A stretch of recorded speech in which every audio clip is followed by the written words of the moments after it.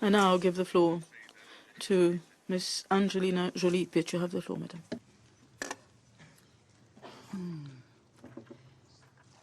Mr. President, foreign ministers, your excellencies, ladies and gentlemen, it is an honor to brief the Council. I thank His Excellency, the Foreign Minister of Jordan, the High Commissioner for Refugees, my colleagues from OCHA and the World Food Programme. Since the Syria conflict began in 2011, I have made 11 visits to Syrian refugees in Iraq, Jordan, Lebanon, Turkey, and Malta. I wish that some of the Syrians I have met could be here today. I think of the mother I met recently in a camp in Iraq, and she could tell you what it's like to try to live after your young daughter is ripped from your family by armed men and taken as a sex slave. I think of Hala, one of 6 orphaned children living in a tent in Lebanon. She could tell you what it's like to share the responsibility for feeding your family at the age of 11 because your mother died in an airstrike and your father is missing.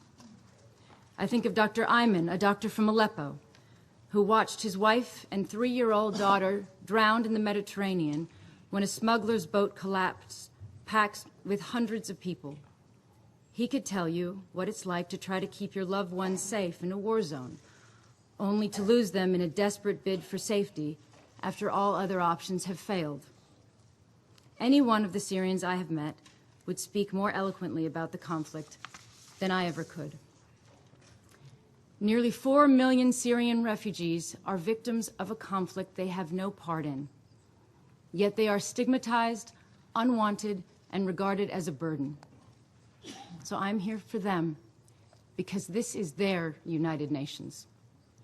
Here, all countries and all people are equal, from the smallest and most broken member states to the free and powerful. The purpose of the UN is to prevent and end conflict, to bring countries together, to find diplomatic solutions, and to save lives. We are failing to do this in Syria. Responsibility for the conflict lies with the warring parties inside Syria.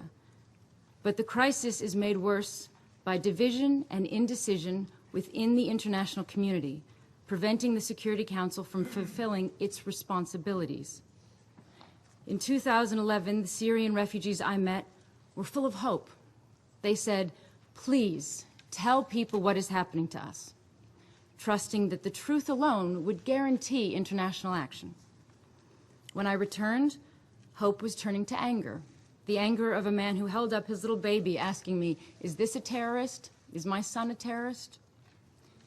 On my last visit in February, anger had subsided into resignation, misery, and the bitter question, why are we, the Syrian people, not worth saving? To be a Syrian caught up in this conflict is to be cut off from every law and principle designed to protect innocent life. International humanitarian law prohibits torture, starvation, the targeting of schools and hospitals. But these crimes are happening every day in Syria. The Security Council has powers to address these threats to international peace and security, but those powers lie unused. The UN has adopted the responsibility to protect concept, saying that when a state cannot protect its people, the international community will not stand by. But we are standing by in Syria. The problem is not lack of information. We know in excruciating detail what is happening in Yarmouk, in Aleppo, in Homs.